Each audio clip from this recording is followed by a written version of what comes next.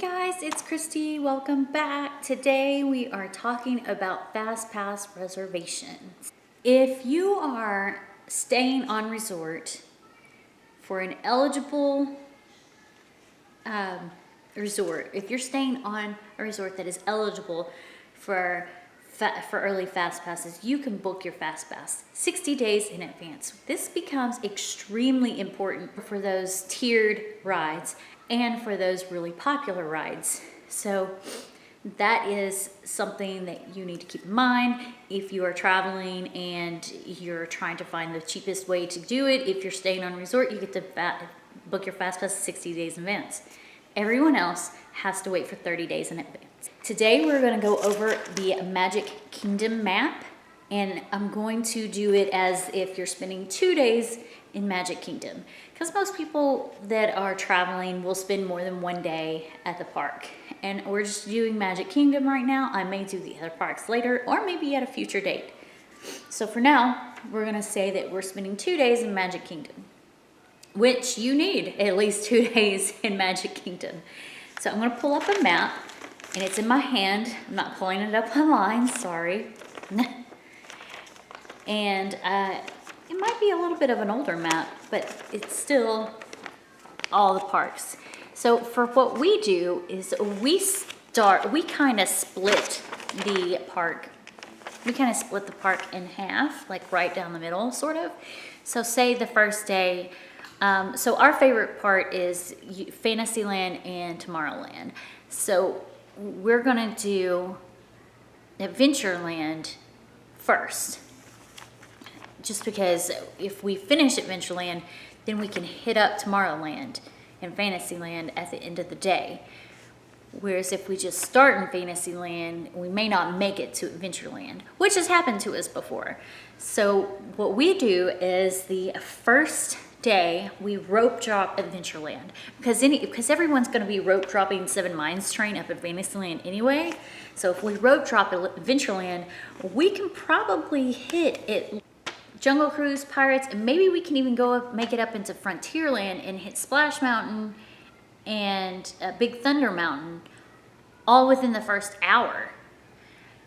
May or may not be possible. But if it is possible, you just got 4 rides in without any Fast Passes.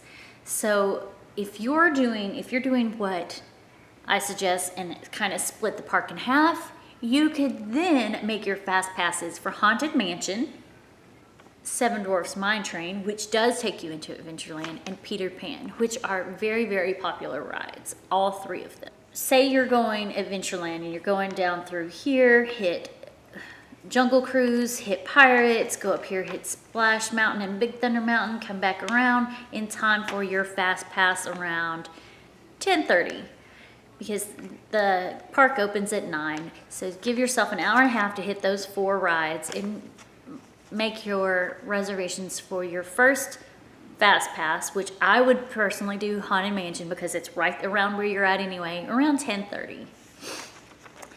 Then I would suggest making like Peter Pan or Seven Dwarfs for 11:30, and then break for lunch. And have your third Fast Pass for Peter Pan or Seven Dwarfs right after lunch, say around 1:30 or 2 o'clock. And that leaves all your Fast Passes, and then you can book additional Fast Passes once you've used your 3 allotted to you. I would check on there frequently and see if you can find any for those big rides on Fantasyland side if you want to go to Fantasyland and ride some of those.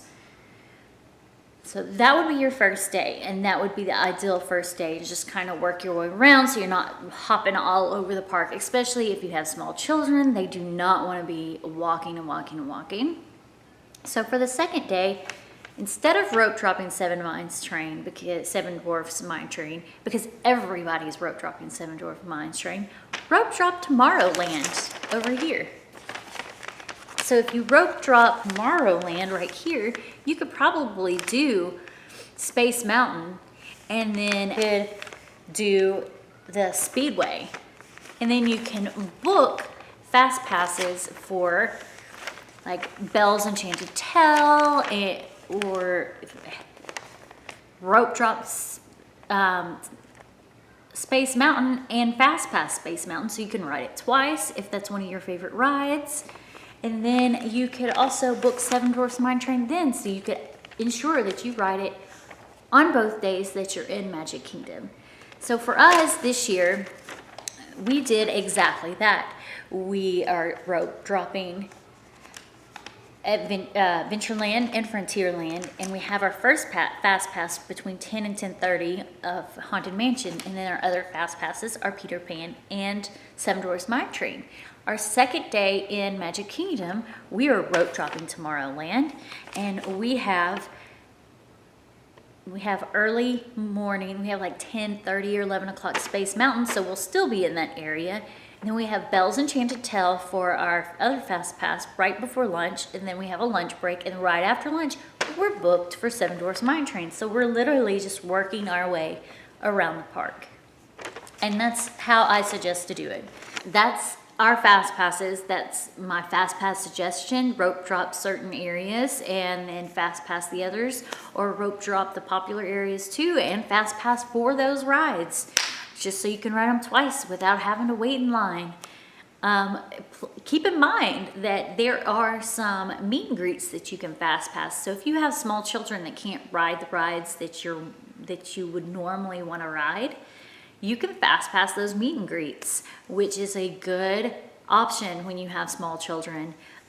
We did not Fast Pass any meet and greets last year, and we stood in line, the longest lines, just to meet characters. It was insane. So that's it for this video. If you have any suggestions, or if you have any other ways that you like to do your Fast Passes, let me know in the comments below. Thanks for watching. Have a good one.